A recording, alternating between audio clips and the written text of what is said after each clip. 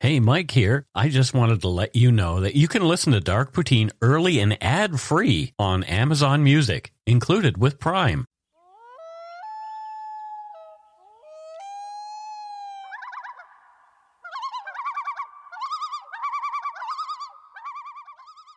Oh, wow. Look at that. It is time for another episode of Dark Poutine. We are the Dark Poutiniest. This is Matthew Stockton over there, and I am Michael Brown. You pointed at me when you said that. I did. We haven't recorded in a few weeks. Have you missed me like the deserts miss the rain? Yes, I do know that. Anyway, yeah, let's get on with it. This is an interesting one, and at the end of the show, you pointed something out to me while we were sort of chatting that I was really surprised by, but we'll get to that. Okay. The views, information, and opinions expressed during the Dark Poutine podcast are solely those of the producer and do not necessarily represent those of Curious Cast, its affiliate Global News, nor its parent company, Chorus Entertainment. Dark Poutine is not for the faint of heart or squeamish. Our content is often intense and some listeners may find it disturbing. We are not experts on the topics we present, nor are we journalists. We are ordinary Canadian schmucks chatting about crime and the dark side of history. Let's get to it.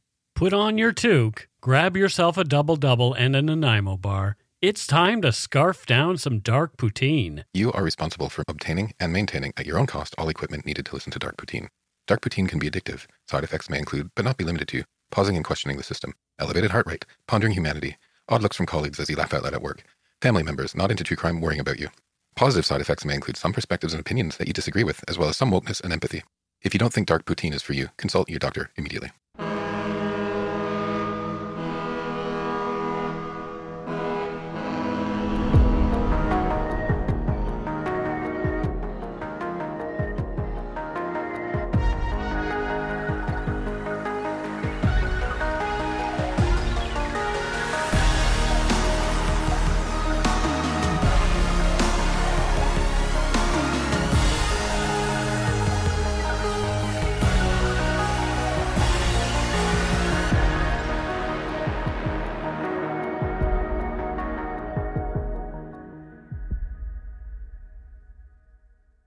In Montreal, Quebec, on the evening of April 10th, 1734, a fire broke out in the home of Madame de Francheville on Rue Saint-Paul and quickly spread throughout the city. Raging for hours, it destroyed over 46 buildings, primarily residential homes, and the Hôtel-Dieu, a hospital that provided medical care to soldiers and people who were too poor to care for at home. There were rumors that Madame de Francheville's Portuguese-born black enslaved servant, Marie-Josèphe dite Angélique, had started the fire as an act of rebellion on learning she was to be sold and sent away from her lover, a white man named Claude Thibault. Angélique was arrested and subsequently tortured until she confessed to setting the fire. She was then convicted of arson and hanged on June 21st, 1734. The fire significantly impacted Montreal's development and led to the creation of new building codes and fire prevention measures. The event remains integral to Montreal's cultural and historical heritage and yet another dark spot on Canada's history. Some have called Angélique a heroine, others a scapegoat. Unfortunately, the truth of the matter is lost to time. This is Dark Poutine episode 264, Montreal is Burning, Angélique and the Fire of 1734.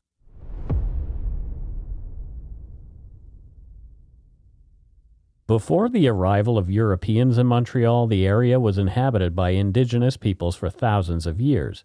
The region was home to several indigenous nations, including the Ganayehega, Mohawk, Anishinaabe, Ojibwe, and Huron-Wendat peoples. These indigenous communities had established complex societies and cultural practices adapted to the local environment.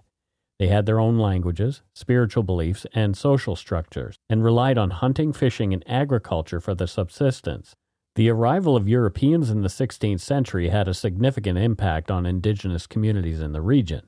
European diseases such as smallpox had a devastating effect on the indigenous populations, and European colonization led to the displacement and marginalization of indigenous peoples. Despite these challenges, Indigenous communities in and around Montreal have maintained their cultural heritage and traditions. Today, the city is home to several Indigenous communities whose lineage can be traced back for thousands of years. They continue to have a significant presence in the city and contribute to its cultural and economic life. In the 18th century, Montreal was a rapidly growing but small walled city of just over 2,000 with a relatively diverse population. The city's location at the St. Lawrence and Ottawa Rivers confluence made it a vital fur trade hub, attracting traders from France, England, and Indigenous communities across North America. The fur trade was the primary industry in the area and was a significant source of wealth for the city's merchants. Montreal was also an important center for religious and political activity. The city was a seat of the Governor-General of New France, and several important government buildings, including Château de Ramezay, were located in the city. In addition, the Catholic Church had a strong presence in Montreal, with several large churches and religious institutions in the city's center. Montreal in 1734 was a society that was divided along religious and ethnic lines. The French and English populations were roughly equal, with smaller communities of Indigenous peoples, enslaved Africans, and Jewish merchants. The Catholic Church strongly influenced daily life in the city. Despite the solid Christian beliefs practiced by most of the city's inhabitants, parts of early Montreal were built on the backs of enslaved peoples. Slavery in Canada in the early 1700s was present, but relatively limited in comparison to other European colonies in the Americas. Owning enslaved people was primarily confined to the French colonies of Quebec and Acadia and used principally to support the fur trade and agricultural industries. According to author Afua Cooper, a Jamaican-born Canadian historian, in her book The Hanging of Angélique, the history of black enslavement in Canada began with a young Madagascar boy brought to the country by an English pirate and a Quebec clerk. In 1628, David Kirke and his pirate crew attacked and captured the French colony in Quebec, bringing a 9-year-old African boy with them. Kirke sold the boy, whose original African name is unknown, to a Quebec clerk who later sold him to another clerk, Guillaume Couillard, a friend of Samuel de Champlain, and you'll recognize that name as one of the founders of the New World. By 1632, the Kirke family had left the colony and Quebec had returned to French control. The boy was baptized in 1633 and given the name Olivier Lejeune in honor of his godfather, Jesuit priest Paul Lejeune. Olivier lived in Quebec for the rest of his life and died there in 1654. Enslaved people in Canada during this period were primarily Indigenous and African people brought to Canada through the transatlantic slave trade. Many of these individuals were forced to work in the fur trade, where they were employed as laborers, hunters, and guides. Others were used to cultivate crops, such as tobacco and hemp, in the agricultural regions of Quebec. The treatment of enslaved people in Canada during this period varied, but conditions were generally harsh. Enslaved people were subject to physical punishment, sexual exploitation, and forced labor. They were also denied fundamental rights and freedoms and considered their owner's property. Mike, I think potentially a lot of listeners our age or up will be surprised that Canada actually had slavery. Right, because we were inundated with things about the Underground Railroad and how Canada should be proud of what we did to help escaping slaves from the United States, but we conveniently ignored the fact that we actually did have slavery here for several centuries. Until about the 1830s. Yeah. It was just never taught. And Canada, the Canadians who did do the Underground Railroad should be proud. Of course. But this is a fact of the history of our country that somehow was left out for us. For I don't know if Millennial or Gen Z get taught it in school. Right, they probably do. But we didn't. Yeah. Yeah. Right? So a lot of, I bet there's at least a few people listening going, I had no idea we actually had sanctioned slavery in Canada. We approach this from our Generation X lens. So, we can't do it from that any other way. No. So, but we're learning. We're still learning. We're down with the kids. We're down.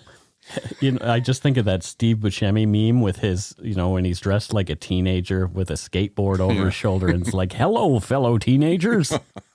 Oh, dear. One of those enslaved people was Marie-Josèphe dite Angélique, who came to be called simply Angélique. As record keeping was sparse during Angélique's short life, especially regarding enslaved people, little is known about the young woman's life. Angélique's exact birth date is unknown. However, it is believed that she was born on the Portuguese possession of Madeira in 1705. According to author Afua Cooper, Angélique's journey across the Atlantic likely took her from Portugal to the Low Countries, Flanders or the Dutch Republic, and then to the English colonies in New England or New York before finally arriving in New France. By the time she arrived in Montreal in 1725 at the age of 20, she had already been sold at least twice and had lived several places on both sides of the Atlantic. It is unclear how she came to be enslaved or whether she was born into it. However, it is believed that she was sold to a Flemish man named Nicus Bloch while in Portugal. In approximately 1725, Angélique was purchased by François Poulain de Francheville, a prominent businessman in New France, who brought her to work in his home in Montreal for he and his wife, Thérèse de Cohen. I'm a classical libertarian small L that has a lot of focus on individual freedom. Right? Sure, yeah. Like we've had a lot of discussions, right? Like I get my back up on lots of things. Yeah, for sure. So I cannot understand how people have ever felt the right to enslave other human beings. Yeah. Right? Like I think most people in the country right now probably agree with that, but I'm sure some disagree with it. Oddly, there's still human trafficking out there. Mm-hmm. But this to me is just the ultimate evil. Yeah. Well, a lot of times because they were people of color or indigenous peoples, they were seen as other or less than for some reason. I don't get it. Yeah. Well, that sounds stupid, but I don't. Like, how can people do this to each other? That's a good question. They convince themselves somehow that it's the right thing to do. Okay. You can't be doing something that you think is the wrong thing to do. You just can't be doing that over and over again because that would indicate that you had a conscience that you were going against. And if you're doing this kind of thing, you have had to have justified it to yourself somehow satisfactorily. Pretty deeply. Yeah. François Poulain de Francheville was born on October 7th, 1692, was a merchant and a member of the Montreal bourgeois. He was an entrepreneur involved in the fur trade and the St. Maurice ironworks. He also served as a seigneur. Seigneurs were the individuals who had been granted a fief by the French crown, which included associated rights over persons and property. These individuals were typically nobles or merchants. The English equivalent would be baronet. Francheville's wife, Thérèse de Cohen, had been born in 1697 to a wealthy family of merchants and landowners. When François and Thérèse were married on November 27, 1718, it was in front of the governor of Ramezay and all the elite of Montreal. According to parish records, the couple had at least one child named Marie Angélique, baptized on October 3, 1719. However, a later census indicated no children in the home, so it's presumed that the little girl had passed away. When 24-year-old Marie-Josèphe dite Angélique came into the employ of the Francheville home, under Thérèse's supervision, she was responsible for the upkeep of a prosperous household, which involved performing various domestic tasks, such as cleaning, cooking, doing laundry, and running errands. Between 1731 and 1732, Angélique had children, fathered by another enslaved person named Jacques César, who belonged to the merchant Ignace Gamelin. Unfortunately, all of the children died at a young age. Eustache, baptized on January 11, 1731, passed away a month later on February 12th. In May of the following year, Angélique gave birth to twins, but the boy, Louis, died the next day, and the girl, Marie-Françoise, passed away 5 months later. It is unknown whether the relationship between Jacques César and Angélique was voluntary or enforced by their owners. The barbaric practice of breeding enslaved persons was considered a profitable business strategy, allowing enslavers to increase their workforce without purchasing additional slaves. In addition, enslaved women were often dehumanized and subjected to sexual violence and exploitation, and their children were viewed as property, livestock that could be sold or traded for profit. Regardless of whether or not the relationship between Jacques César and Angélique was forced, by 1733 it was done. The same year, Claude Thibault, a former French soldier, began his work as an indentured servant at the Francheville home. Thibault immediately caught Angélique's eye, and the two began to have a clandestine affair. Afua Cooper indicated that it was unclear whether Angélique was indeed in love with Thibault. However, he also presented her with practical opportunities that Jacques César could not provide. Thibault was a white Frenchman, which allowed him to pose as her slave master if they were to escape together. As a former soldier, Thibault possessed knowledge of the frontier terrain that would aid them in their escape and prevent them from getting lost in the woods. Sir Francheville fell gravely ill in November of that year and quickly died. Ownership of all his property was transferred to his wife.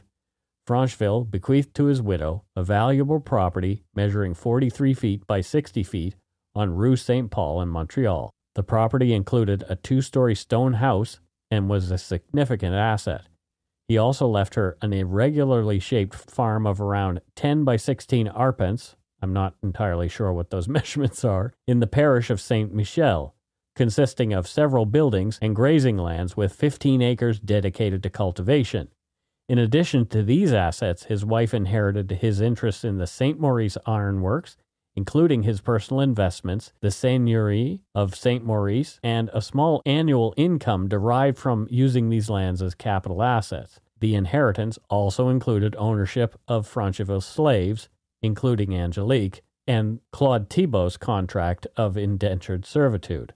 Perhaps seeing an opportunity in the days after Francheville's passing, Angélique asked the grieving widow Francheville for her freedom. The answer was a resounding no. Madame Francheville needed every asset available to handle the household's business.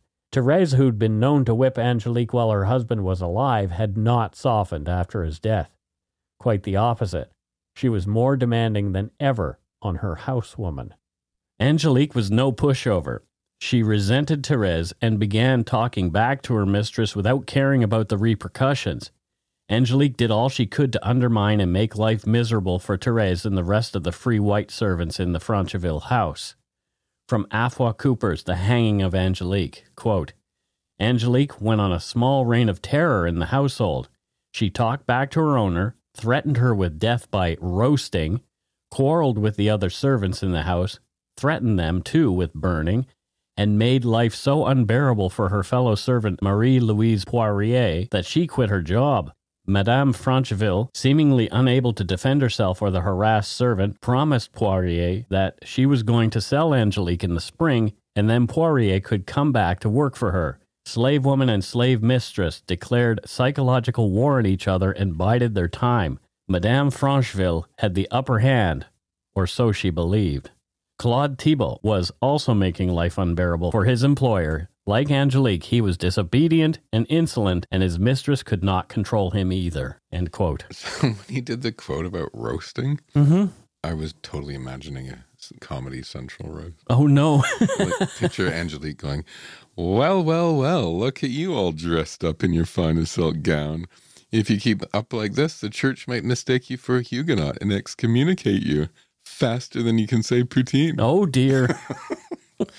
But insolent and disobedient? Yeah. Yeah, I would have been too. Sure. Right? It's hard to say how I would react in that situation. I mean, there have been times in my life where I've just kind of rolled over. Yeah. You know, for one reason or the other. Like I essentially gave my power to somebody else. Yeah. And I'm not happy that I ever did that, but it's what I did, what I thought was necessary to do at the time. Right. And then this is a much more extreme version. Oh my gosh. Yes. Yeah. I'm not comparing my life to an enslaved person. No, obviously. And it must have been hard being stuck in a position like that. Mm-hmm. Like, it's kind of like you're taken to a alien planet. Yep. Where you have no control over anything. Right. What are you going to do? Yeah. Right. Exactly. That's exactly what I was saying. Afterward, Thérèse began arrangements to sell the troublemaker Angélique to a slave trader. Angélique, aware of the harsh realities of the Atlantic slave trade, particularly the likelihood of her being sold to a sugar plantation in the Caribbean, pleaded with Thérèse not to sell her. Thérèse, however, persisted. Angélique had no choice but to attempt to run away, and she secretly began plotting her escape with Claude Thibault, whose indentured servitude contract was soon ending. As the new year, 1734, began, the tensions between Angélique and Thérèse increased. Fed up, Thérèse finally had a buyer for Angélique, selling her for 600 pounds of gunpowder to François-Étienne Cougonet, a Quebec government official and entrepreneur. On learning of the sale, Angélique finally changed her tune, telling Thérèse she would behave and begging her mistress not to sell her, but it was too late. Thérèse was more than ready to be rid of the young woman. Angélique's change of heart was short-lived, and angrier than ever, she threatened her mistress, saying she would burn down the house. Fearing for her safety in her own home, Thérèse Francheville called upon her niece, Marguerite de Cohen, to come and live with her. As the pending sale loomed, Madame Francheville claimed she was frightened of Angélique, who she believed was plotting to set fire to the house with her inside. Well, boo-hoo. Right. What does she think's going to happen? Yeah. I think that goes to show sort of how ingrained in society this sort of slave owner relationship must have been, where she's suddenly surprised that she should feel endangered. Right. On February 22nd, 1734, the house's servants made a shocking discovery. Angélique's bed was ablaze, and Thibault's blanket was engulfed in flames. 2 house guests and the quick-thinking house staff put out the fire before it could do any serious damage. After that, Angélique and Claude ran away, hoping to reach the English colonies and catch a ship to Portugal. The fire, some believed, was deliberately set by the pair to cover up their escape. However, they didn't make it far. Due to the harsh winter weather, the couple was forced to seek shelter after making it only 60 miles. Unfortunately, they were captured and brought back to Montreal. Claude was imprisoned for breaking his indentured contract, while Angélique was returned to Thérèse. Punishments for runaway slaves in the 1700s varied depending on the time and place. In some instances, enslaved people caught running away were subject to physical punishment, such as whipping or branding. If the runaway slave was caught multiple times, the penalty could be even more severe, including amputation or death. But Thérèse did not severely punish Angélique for running away, likely because she did not want to diminish her value in the slave markets. Thérèse did not want to lose money on damaged goods. Angélique constantly feared being sold and loudly voiced her frustrations and fears with other enslaved people, nearby servants, or anyone else within earshot. She continued to make public threats against Thérèse, which left an impression on the neighbors. More after a quick break.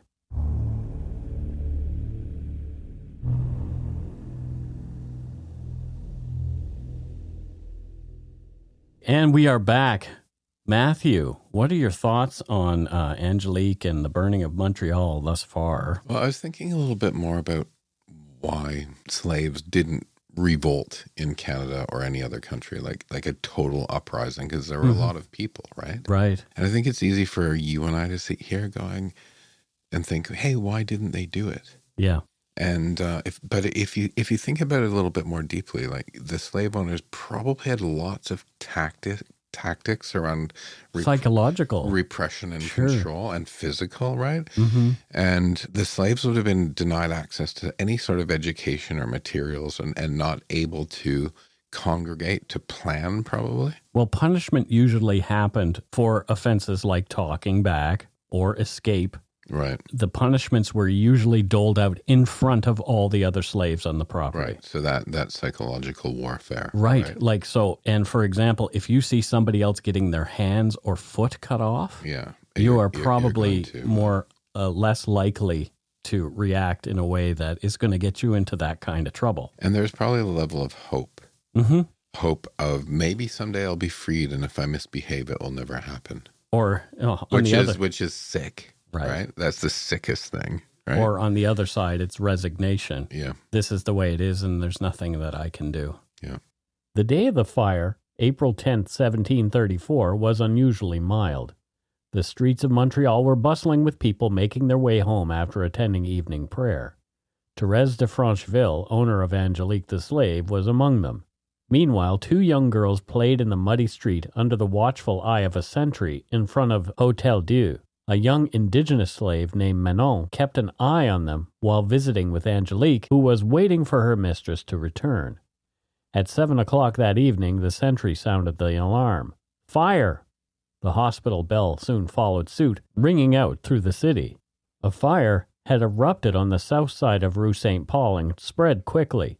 Despite the best efforts of law enforcement, the fire was too intense for the men to get close to it. The streets, already muddy from the thaw, soon became impassable. People sought refuge at Hôtel-Dieu, but soon the fire spread to the hospital, leaving many homeless and panicking. In less than 3 hours, the fire destroyed 45 houses, leveled the Hôtel-Dieu, and left hundreds of people without shelter. With the ashes still smoldering, the city's leading merchants wasted no time making their way to the registry on Rue Notre-Dame. Pierre Lestage was among them, recounting to the clerk his harrowing experience of the fire and staggering losses he had sustained. As the wealthy recorded their damages, they knew that registration was vital to protect themselves from potential lawsuits by their associates in France or elsewhere in the vast territory of Nouvelle-France. Even public employees had losses to declare, with the notary Gaudrin de Chevremont bemoaning the loss of accounts, invoices, and other vital documents. The king's prosecutor, François Fouché, also suffered setbacks in his lawsuit against a creditor due to the loss of important papers, and the king's treasurer, Béret de Essars, lamented the loss of funds used to finance the king's projects and expenses in the garrison city. Meanwhile, the poorest residents lost everything and had nothing to protect or declare. The highborn were distraught over the loss of their luxuries, including one lady whose daughters were left without dresses and unable to maintain their social status. Engineer Gaspard Joseph Chosegros de Léry meticulously assessed their losses and prepared a detailed list for the king, including the reconstruction costs for their hospital, chapel, and convent. So I read the script this morning. Yeah. And wrote some notes. Yep. And was talking about, well, it was karma and the entire city deserved it. And yeah. If you build a society on the backs of slaves, and this was... So you came at it from a judgy place. Judgy. And then I was like, well, but maybe not everybody in the city was in agreement with slavery. And it's hard because my first visceral reaction was karma. Yeah. Like, good. I'm glad it happened. Tough bananas. Right. Yeah, your daughter's dresses were destroyed. Tough bananas. Yeah, or this whole city burnt down. Screw you. You deserved it because you had slaves. Yeah. Right? But then I'm like, well, maybe I should temper that because I can't just cast judgment on everyone that lived in Montreal back then. Yeah, exactly. Right? Local criminals, of course, took advantage of all the confusion, looting homes or scavenging abandoned items from the streets. Even the smallest items, such as pins or shoe buckles, intact or not, were valuable, as any metal object could be traded, sold, or melted down for a profit. The civil authorities turned to the clergy to deliver a stern message from the pulpit, urging Montreal citizens to come forward with information about the guilty parties. Those found possessing stolen items would be held accountable not just in the eyes of the law, but also in the eyes of God. Several individuals, mostly impoverished, were arrested and accused of the crime. Researchers familiar with the marginalized communities of Montreal will recognize some of the usual suspects for petty theft. The following morning, a rumor began to spread throughout the city that Angélique had started the fire in her mistress's attic with the help of her white lover Claude Thibault. The news only fueled the anger and despair of the people whose homes were burned to cinders and seeking answers. With the weight of public rumor against her, Angélique was arrested in the Garden of the Paupers at the Hôtel-Dieu and thrown into the king's jail. Meanwhile, the other suspect, Claude Thibault, had fled and remained at large. He was never found. An edict by King Louis XV had banned the presence of lawyers in Nouvelle-France, leaving Angélique to defend herself without any legal assistance. Angélique was brutally interrogated repeatedly to obtain her confession to the arson. She steadfastly maintained her innocence, claiming she was not responsible for the fire. But Marie dite Manon, an Amerindian slave, declared to have heard Angélique say she would have her mistress burn. Over the next 6 weeks, the legal proceedings against Angélique progressed. and she didn't have a chance. Well, she wasn't even recognized as a human being. Right? So there'd be no chance at all, would there? No. During the trial, Angélique was subjected to intense interrogation with over a dozen confrontations and 4 official interrogations. Despite the intimidating tactics employed by the court authorities, she remained steadfast in her claim of innocence. Over 24 witnesses were called, 23 of whom stated that they believed Angélique had set the fire because she told them she would do so at one point or another. The turning point in the trial came on May 27th when a 5-year-old girl named Amabel, who lived near Therese's house, testified that she had seen Angélique carrying burning coals into the attic just before the fire broke out. Amabel even pointed out the coal shovel Angélique had used. Angélique, defending herself, was incredulous and cried out, "My little Amabel, come here by me, and tell me who it is that told you to say this. I will give you a morsel of sugar." Despite the young age of the witness, the judge deemed her testimony valid enough to move Angélique's trial to the next, more serious phase. Angélique was interrogated twice more, this time in the criminal seat, a low bench that allowed her interrogators to tower over her. This was a mandatory step in every trial for a crime punishable by death. Despite these interrogations' extreme and intimidating nature, Angélique continued to protest her innocence. After weeks of grueling testimony and questioning, the judge delivered the verdict on June 4th. Angélique's fate was sealed. She was found guilty and sentenced to death. The judge, however, was not satisfied with simply condemning her to die. He wanted to extract more information before she met her end. He hoped subjecting her to torture would force her to name her supposed accomplices, if there were any. The judge wrote, "After having carefully examined the case made against the accused, I find that the said accused is sufficiently guilty and convicted of having started the fire in the house of Widow Francheville, which caused the conflagration of part of the town. For punishment, I judge that she be condemned to make honorable amends and to have her hand cut off, and that she be thrown alive into the fire in a place in this town deemed most appropriate, after being subjected to torture, in order that she name her accomplices, and that the judgment of the one named Thibault be delayed until the said accused has suffered such interrogation." And remember, he was never caught. The severity of the sentence was somewhat lessened when the case was appealed to the Conseil Supérieur on 12 June, which changed the punishment slightly. She was to be transported in a garbage cart to the church, where she was to confess her guilt publicly. Afterward, she was to be tortured and hanged before her body was burned. I think a somewhat lessened sentence is kind of dancing on the head of a pin there. Right. So instead of like having your hand cut off and then being thrown alive into a fire, we're going to kill you first. That's pretty much the only... Torture you and then kill you first. Right, yeah. Exactly. The form of torture used on Angélique was called the boot, or alternatively, the Spanish boot. The boot was a method of torture used in the Middle Ages, particularly in Europe, to extract information or confessions from prisoners. The boot was made of iron or wood and had a narrow cavity inside where the victim's leg was inserted. The device was then tightened with screws or ropes, and wedges were driven between the device and the leg. The wedges were driven gradually one by one with increasing force until the bones were shattered and the flesh was crushed. The process was excruciatingly painful and could take hours or even days to complete.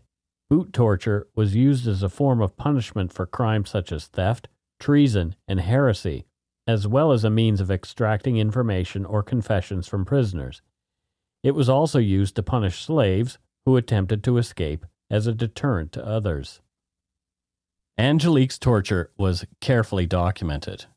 Quote, "In the tight boot, the said accused stated that she knows no other person and that it was not her. A wedge was inserted, and she said, 'I want to die. It is I and no one else.' With the second strike, she stated that she preferred to die, that no one assisted her in setting the fire. With the third, she repeated the same. With the fourth, she asked to be hanged, that it was her alone. Following which, for the extraordinary, we had a second wedge inserted and struck. With the first strike, she said, 'Put me to death.' With the second strike, she said, 'It's me alone.' With the third, she said, 'Hang me, it's me.' And with the fourth, she said, 'It's me, with a grilling pan, and no one advised me to do it. It was a thought, an evil thought that came to me.' The accused was then unbound and made to sit. We interrogated her as to whether it was not true that she set the fire to the said house of Dame Francheville in concert with another person. She stated that no one aided or advised her, that it was her own doing. It is I, sirs. Put me to death. I have no accomplice. End quote. Horrible. Terrible. That torture would break legs, break bones. But torture is completely unreliable as a means of getting information or truth. Getting the truth. It will get you information because... But it might be the wrong information. Right. The person will say things. I mean, it's been a known fact for years now. And I think, to me, I think torture is primarily used to confirm the torturer's bias in seeking revenge. Sure. More than it is. And it almost kind of gives a credibility to the brutality by going, see, she said she did it. Right. Right? Yeah. And I'm glad she held out and didn't try to pull in anyone with her, at least. Yeah. So Thibault may have been out of the picture already, and it was something that she decided to do on her own. Or maybe he was involved and she actually protected him right up to the very end. Who knows? Well, he never admitted to it, and no one knows what happened to him. Never heard from him again, did we? Yeah. Angélique was hanged in Montreal on June 21st, 1734. The king's scribe wrote about the fulfillment of the sentence, translated from French.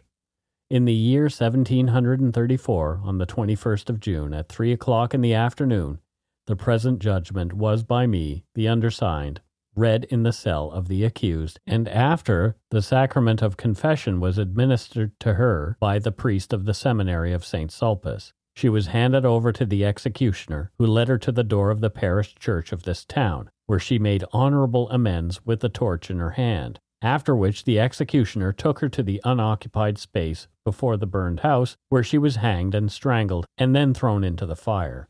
Her ashes were thrown to the winds in fulfillment of the sentence on this day and year, as indicated above. According to the entry about Angélique in the Canadian Encyclopedia, the burning of Montreal and the trial of Angélique shed light on the harsh realities of slavery in Canada that had persisted for over 2 centuries. Although there is a possibility that Angélique did not start the fire, she was an ideal target for the crime due to her status as a poor, foreign, enslaved black woman who held no rights within white society.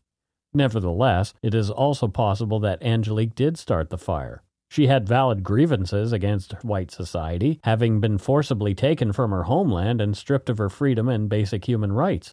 She had even attempted to escape from enslavement once before and was caught, and it is worth noting that arson also played a role in her previous escape attempt. Today, Marie-Josèphe Angélique is revered as a symbol of black resistance and freedom. Playwright Lorena Gale wrote the play Angélique based on transcripts from Angélique's trial, which was performed in 1995 and later published in 2000. In February of 2012, the public square across from Montreal City Hall was named Place de Marie-Josèphe Angélique in her honor. Slavery was gradually abolished in Canada through a series of laws and court decisions. In 1793, the Upper Canada Legislature passed the Anti-Slavery Act, which made it illegal to import slaves into the province of Quebec. In 1807, the British Parliament abolished the transatlantic slave trade, and in 1833, the British Empire abolished slavery throughout its colonies. However, slavery was not fully abolished in Canada until 1834, when the Slavery Abolition Act was passed by the British Parliament, which officially ended slavery in all British colonies and territories. However, the legacy of slavery and injustices faced by enslaved people continue to impact Canadian society today. So here's where we should talk about something that you pointed out to me that I was actually unaware of. Yeah. Okay, so it's a little serendipitous that we're doing this episode when we are. It was on my radar to do for quite some time, but tell me about it. When you sent me the script, I thought you sent me the script because of a recent fire in Montreal that killed 7 people. Right. And after the script, I started doing a bit of research and found out that most historians think that the house that was set on fire back then was near the corner of St. Paul and Saint Laurent in Old Montreal, right, which was just Montreal at the time. And this fire on the 17th of March was on that corner. So on that exact same corner. Yes. All these years later. Yeah. That is so weird. Yeah. What a strange coincidence. Have you seen the news about that? I have seen the news. It was horrific. Horrific. And, one of the victims made a 911 call saying she's in a room with no windows. Yeah. And I think the city's calling for an investigation, Sure. a public hearing. Sure. Because they're not sure if there were fire alarms. They're not sure. It's raised lots of questions about the, rental apps out there, because most of the people that died were in rental app apartments. Okay. And so now questions are being raised around the checks on the places that are being rented and all of these sorts of things. And did the landlords who own these places actually have proper fire codes? Wow. I mean, it was a horrible, that many people don't often die in fires in Canada. Yeah. Right? And I'll post some links to this story about the more recent fire in our show notes. Yeah.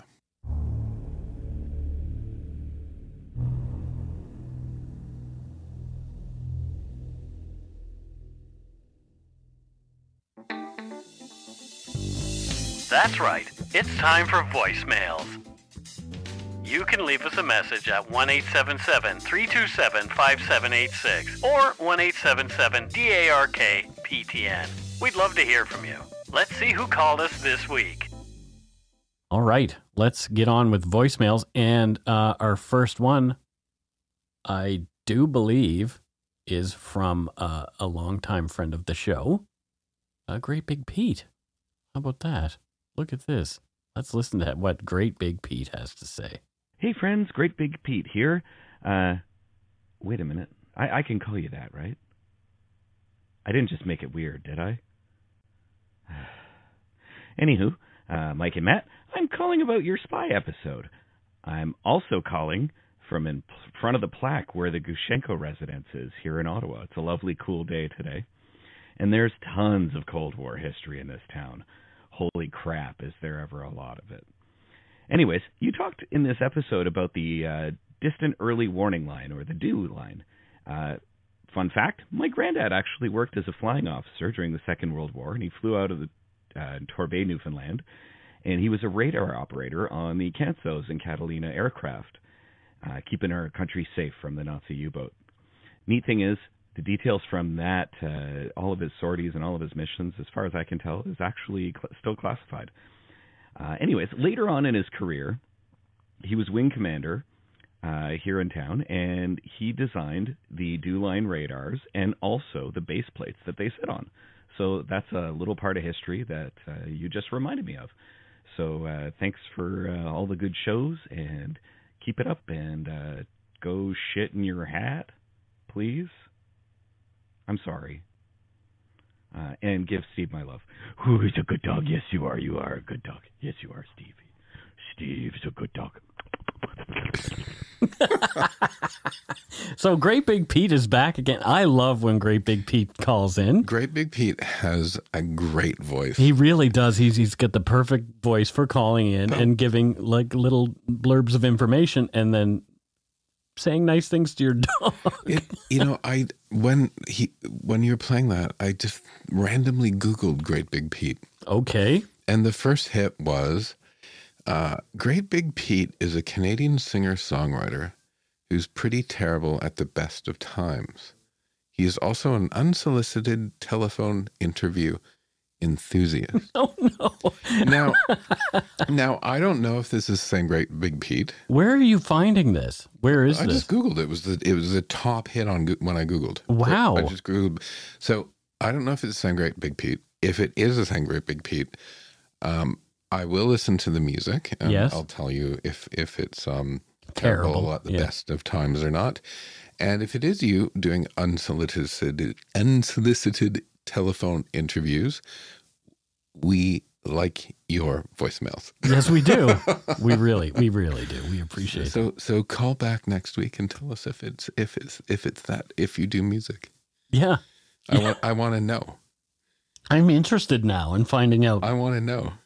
And I'm wondering if that review of Great Big Pete was written by Great Big Pete. It sounds like Great Big Pete wrote it himself, which is fun. So I really want to know if you're the same Great Big Pete. If not, that's cool. We still love you. Yeah. But let us know. Regardless. Yes. Let's listen to another voicemail. We've got 3 this week. So here's another. Hey, dudes, what's crack-a-lackin'? Big T here from the province of sunny Alberta. I talked to you guys a couple of years ago when I was driving my combine through my wheat field. But, hey, a long-time listener, it's good to catch up for you. But I was just wondering maybe if you could play a couple or look into a couple cases up here in Alberta, mainly Edmonton, the Melissa Latane case and the Punky Gustafson case. That was back in the mid-'80s, but if you have a look at both of those, look forward to hearing them on your show. So have a great day and go take a crap in your cap. Peace. There you go, another great voicemail. I want to know, so I used to sit in the combine with my grandpa. Yeah. And I think in the 70s, there were probably smaller combines. Mm-hmm. And in Alberta, I'm picturing him having a massive combine. Yeah, like Jeremy Clarkson sized from Clarkson's Farm. I know you don't like Jeremy Clarkson, so this is the only thing recently that I've seen. That came up on a flight yesterday. Oh. I was sitting beside us talking about that. Have you seen Clarkson's Farm? Yeah. It's actually quite good, and it humanizes Clarkson in a way that you might be pleased with. But anyway, you don't have to watch it. But thank you for calling in. Mike, have you talked and those cases are on my list to do. Okay. Punky Gustafson was a little girl who was murdered, so I kind of struggle. I'm not so familiar with the other one, but I have put it on my list. But I struggle with kids. Both Matthew and I struggle with talking about children being murdered. So, but at the same time, there are some fascinating facts around that case that do make it quite compelling. Yeah. So, yeah. Thank you for calling. Yes, thank you. And I'm not going to give you a job because you're farming and you're in a combine. Yeah, and, exactly. And that's an important job. That is an important job. All right. And we know Great Big Pete is a terrible singer. Well, maybe. Maybe. We want to know. Exactly. And I don't think it's singing. I think it's just music. Oh, music. Oh, okay. Well, here we go. Here's another voicemail. I love your message. Hello, Mike and Matthew. I'm Stephanie calling from Thunder Bay in the province of Ontario, as you would say, Mike. I'm a long-time listener, first-time caller. I've been following your podcast from the very beginning. Your show is the highlight of my week, and in the summer, when on road trips, I'll listen to my favorite episodes to get me through the long drive back home to Ottawa. What makes your show so great is the sensitivity you show towards the victims and the victims' families, as well as your playful banter. Both of your voices are so calming, and I have been known to fall asleep listening to you. Thankfully, never while driving, though I can't say the same for my passengers. Thank you both for all that you do, and from the bottom of my heart, va chier dans ta tuque. Also, super curious what Matthew thinks I do for a living. Thank you very much, and have a wonderful day. Bye. Okay, so there you go. Somebody wants to know what she does for a living. I know exactly what she does. What is it? She lives in Thunder Bay. Okay. Have you seen the movie Stardust? Yeah, I did, and I quite liked it. Where they have the airship? It's like a Neil Gaiman story, yeah. Yeah, they have the airship. Yep. And they collect lightning. Oh, so she's a lightning collector in Thunder Bay. Yes. Oh, that's lovely. Yeah. What a lovely thing to be. Yeah, and if you haven't seen that movie, see it. It's one of my all-time favorites. It is a great film. Yeah. It's fantasy. Yep. But it is one of those kind of, like, the story is so compelling. It's a must-watch. Yeah, so lightning collector. There you go. Mm-hmm. Very nice. Appropriate place to be doing it. Oh, 100% appropriate. That's it for this week's voicemails. Again, you can leave us one at 1-877-327-5786 or 1-877-DARK-PTN. We'd love to hear from you, even if it is just to say hi and to tell us to go shit in our hats. If you're stumped for what to chat with us about, a quick story is welcome. All righty, it is time for us to thank our patrons. And this week, we have, first up, Kate Post. And Kate is from Los Angeles, California, home of the Los Angeles Angels and the great pitcher hitter Shohei Ohtani. I've been watching a lot of baseball because I got Sportsnet. Okay. And Shohei Ohtani is fantastic. What a great baseball player. Anyway, Japanese guy. Great guy. Very cool. So, sorry to sort of side swipe Do you a like little. baseball?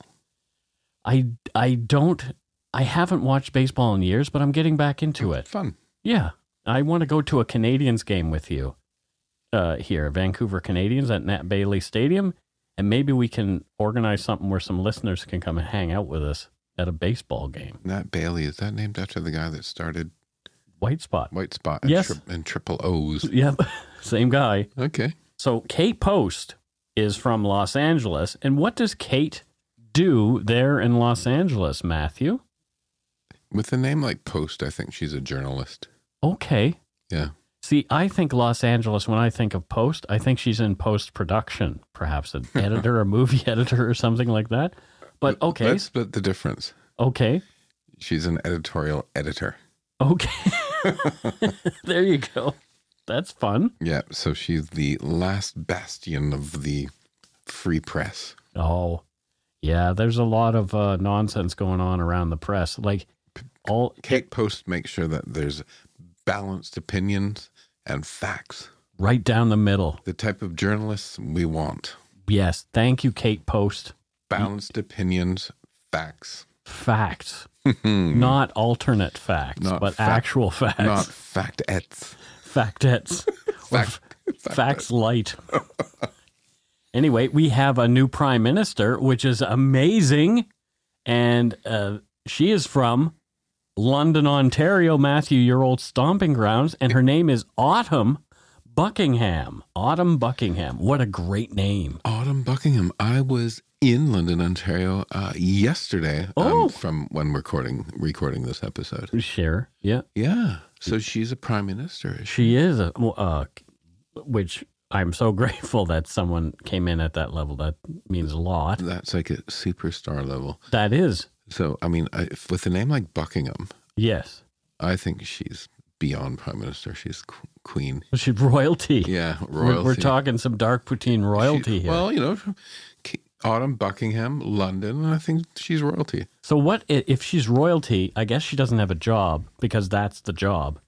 But what does she do with her spare time? Does she have hobbies like corgis and hunting and fixing trucks like Queen Elizabeth II did? Or, you know, our new King Charles loves the environment and yelling at people around? I think she is I think she supports the arts, shows like Dark Poutine.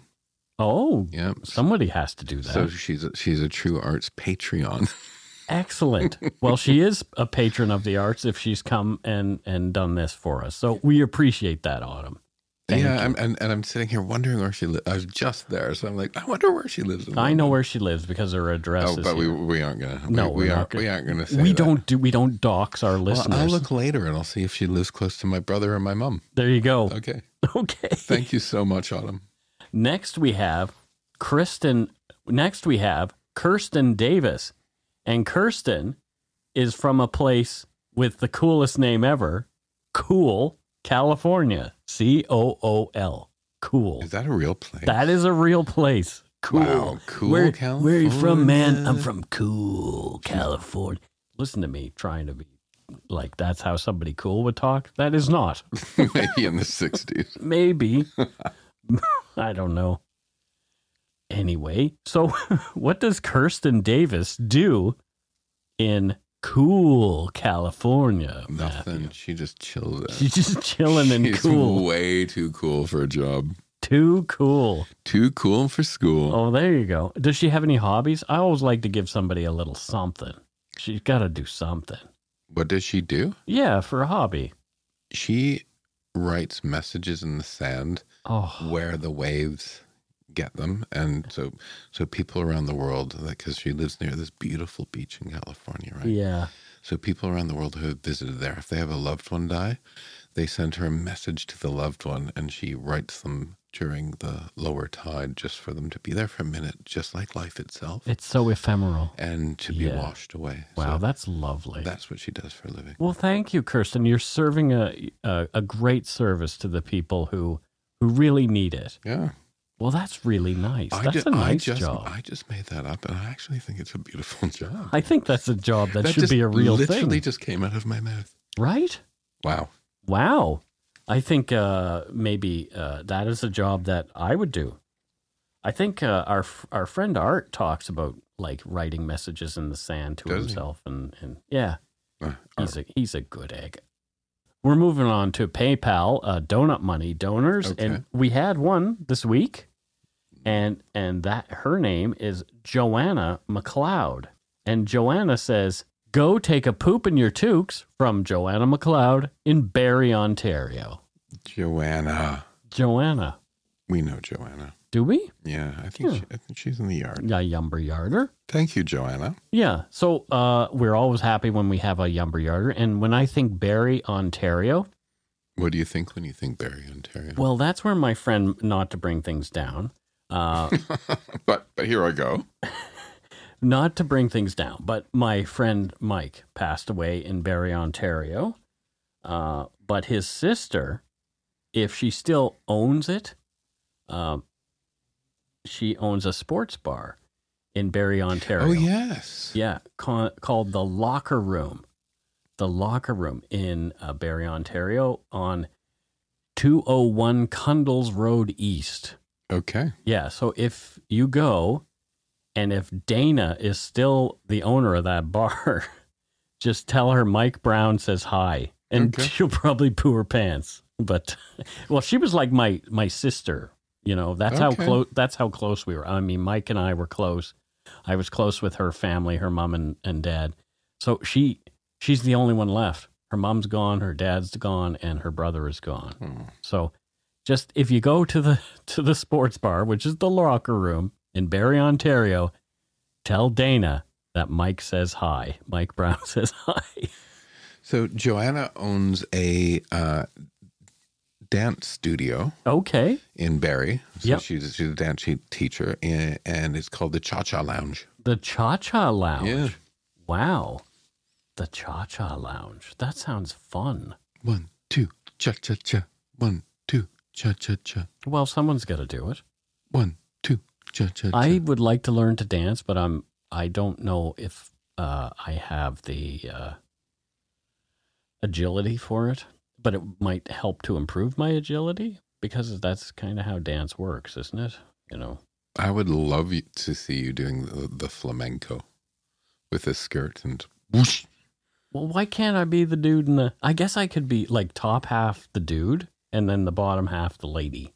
I'd just like to see you doing total lady side flamenco. Sure. I think you'd be good at it, actually. Probably would have fun. Have you ever worn heels? I have. And?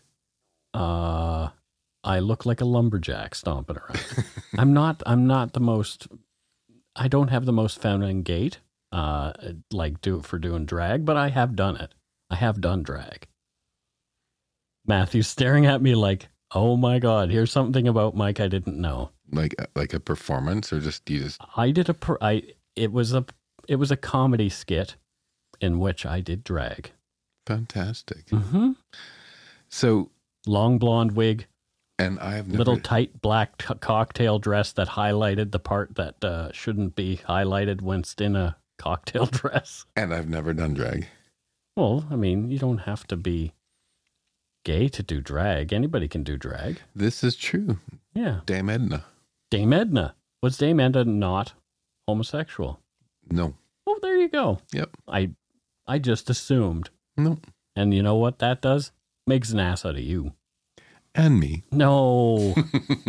See, and you. And you. Thank you, Joanna. And keep doing that cha-cha-cha. Yeah. Keep doing the cha-cha-cha. Thanks to all our patrons and Donut Money donors, past and present, for your generosity. It helps to keep the show going. You can become a patron of Dark Poutine at patreon.com/darkpoutine. For a one-time donation, you can send us donut money via PayPal using our email address, darkpoutinepodcast@gmail.com. If you don't already subscribe to the show, it would mean a lot if you did. You can easily find Dark Poutine on Apple Podcasts, Spotify, or wherever you listen to your favorite shows.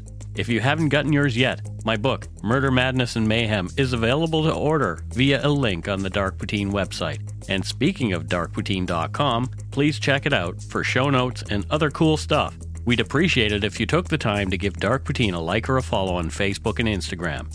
Most importantly, thank you for listening, and tell your friends about us. Word of mouth is a powerful thing. And that is it for Dark Poutine. So until next time, don't forget to be a good egg and not a bad apple. Bye, everybody. Goodbye.